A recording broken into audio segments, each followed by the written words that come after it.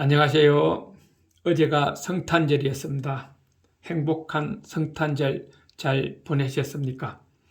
금년도 이제 일주일 정도 남았습니다. 오늘은 2021년 마지막 주 시작이며 12월의 마지막 일요일 아침 리더십 TV 118번째 시간입니다. 오늘은 발길특위의 세 번째 테마인 해초리 진정 리더십 첫 시간입니다. 그러면 먼저 한국적 감성 리더십의 흐름에서 해초리 리더십은 어느 위치인지부터 알고 시작해야 이해가 빠르지 않을까 하는 겁니다. 리더는 목표가 있어야 하는데 그 목표 달성은 삼위일체가 되어야 가능하다는 것입니다. 즉 조직 구성원인 굴릉쇠와 그리고 리더 또 하나는 리더십인 막대입니다. 굴릉쇠와 막대와 사람이 삼위일체가 되어서 굴릉쇠를 굴려야 목표까지 넘어지지 않고 갈 수 있다는 것이죠. 그러려면은 삼위일체를 하려면은 인간관계가 필요합니다. 그래서 한국적 인간관계 향상 방법에 대해서 지금 하고 있는데 1단계는 말길특위였고 2단계는 발길특위였습니다. 발길특위 마지막이 해초리 진정 리더십이라는 것이죠. 이 해초리는 어느 한 부분에만 필요한 것이 아니라 굴릉쇠 진정 리더십부터 모든 단계 모든 사항에 다 적용을 해야 한다 하는 것입니다. 자, 그렇다면은 해초리가 왜 필요할까 하는 것이죠. 옛날에 조선시대에 시장에 나오는 질이 좋은 빗자루를 서당비라고 했습니다. 아들놈 서당에 맡긴 부모들이 한 달에 한 번씩 산에 가서 나근나근한 매끈한 해초리 한 묶음 꺾다가 내 자식에게 이 해초리 다 닳도록 때려서 사람 만들어 달라고 맡긴 쌀이나무가 해초리하고 남았기로 그것으로 빗자루를 엮어서 시장에 갖다 팔아 부수입을 삼는 것이 그 당시 서당의 관행이었다는 겁니다. 부모가 스스로 자식 인간 만들어 달라고 해초리를 만들어서 서당의 훈장에게 갖다 주었다는 것이죠. 그러면은 해초리 진정 리더십의 의미가 무엇일까요 하는 겁니다. 저는 이렇게 만들어 봤습니다.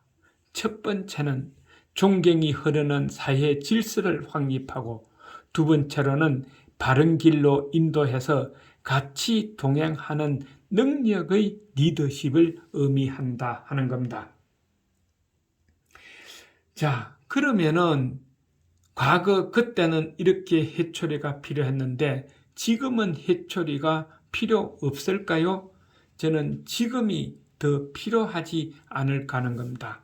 왜냐하면은 이제는 과학이 발달하고 IT가 생기고 뭐 AI가 생기고 SNS가 이루어지고 또 개인이 혼자 살기가 가장 좋은 시대다 보니까 제 마음대로 할 수 있는 그런 시기가 아닐까 하는 겁니다. 또 하나는 요즘 자식 하나 두고 너무 가보하며 양육한 관계로 사회에 나와 풍파를 헤쳐나가지 못하는 경우가 많아서 낙오하는 때가 가끔 있다 하는 것이죠. 이런 것을 다 막기 위해서는 지금도 해초리가 필요하다 하는 겁니다. 이 사회에 나와서 험한 풍파를 헤쳐나갈 수 있는 능력을 길러주어야 된다는 것이죠. 사나운 짐승이나 새일수록 자랄 때 어미로부터 고된 아픔과 고난과 사조의 시련을 받습니다. 어미 사자는 새끼 사자를 열길 벼랑 아래로 짐짓 밀어 떨어뜨리고, 매는 새끼들에게 먹이를 줄 때 둥지에서 뛰어오르지 않으면은 받아 먹을 수 없게 하여 높은 나무 아래로 떨어지게 유도해서 다리를 부러지게 한다 하는 것입니다. 왜냐하면은 어미 매가 노리는 것은 바로 이 낙상매이기 때문에 그렇죠. 그래야 그 다리가 튼튼해져서 나중에 혼자 살아갈 때에 사냥자라는 가장 사나운 매로 만들기 하기 때문에 그렇다 하는 겁니다. 인간도 마찬가지가 아닐까 하는 거네요. 그런데 주의할 점이 있습니다. 개인이나 조직의 팀워크 차원에서는 해초리가 과하면 역효과를 일으킬 수 있다는 것이죠. 조직 구성원을 심하게 야단치거나 항상 위협적이고 공포 분위기를 조성하는 태도로 조직 구성원의 에너지를 빼앗으려는 방법은 상대방에게 상처를 입히고 나아가서는 원한을 쌓게 되고 더 크게는 적을 만들 뿐이다. 조직에서 지도자와 조직 구성원 간에 서로 적이 되어서는 그 조직을 잘 이끌어 갈 수가 없다는 것이죠. 그러므로 해초리 사용을 할 때는 조심하고 신중해야 한다 하는 것입니다. 신중하려면 해초리를 남발하지 말고 때를 찾아야 하겠죠. 옛 속담에 이런 말이 있습니다. 입에 쓴 약이 좋은 약이다 하는 것이죠. 마찬가지로 쓴 리더십도 사용해야 하는데 그때 사용하려면은 그 사용할 때를 잘 찾아서 사용을 해야 한다 하는 것입니다. 두 번째, 근력으로 억지로 따르게 하지 말고 스스로 따르게 만들어라 하는 겁니다.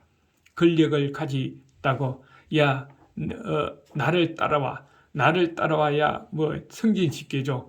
나를 따르면은 공천권 줘. 나를 따르면은 차례 하나 줄게. 나를 따르면은 뭔가 이득을 주고, 나를 따르지 않으면은 손해를 끼치게 한다면은 그 근력이 떨어지고 나서도 사람이 모여들까요? 스스로 따를까요? 절대 그러지 않을 것입니다. 그래서 스스로 따르도록 만들어야 된다 하는 것입니다. 그 다음에 세 번째로는 구성원이 정도에서 벗어나면은 리더는 엉뚱한 곳에 에너지를 낭비해서 조직을 제대로 이끌어갈 수가 없고 목표 달성을 할 수가 없습니다. 그래서 구성원이 정도에서 벗어나지 않도록 만들어야 된다. 그렇게 하려면은 해초리가 가끔 필요하다 하는 것이죠.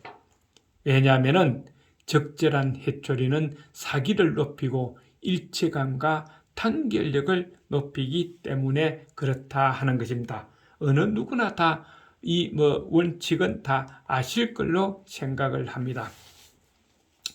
자, 그래서 오늘 첫 시간의 정리는 이렇게 한번 만들어 봤습니다. 해초리는 보복이나 화풀이, 고통을 주기 위한 것이 아니라 생활의 바른 길로 인도해서 같이 동행하기 위한 하나의 예방 차원에서 실시되어야 한다 하는 개념을 이해해야 한다 하는 것이죠. 시청자 여러분들께서는 어떻게 생각하십니까? 리더십 TV의 하준호였습니다. 새해 복 많이 받으시기를 바랍니다. 수고하셨습니다.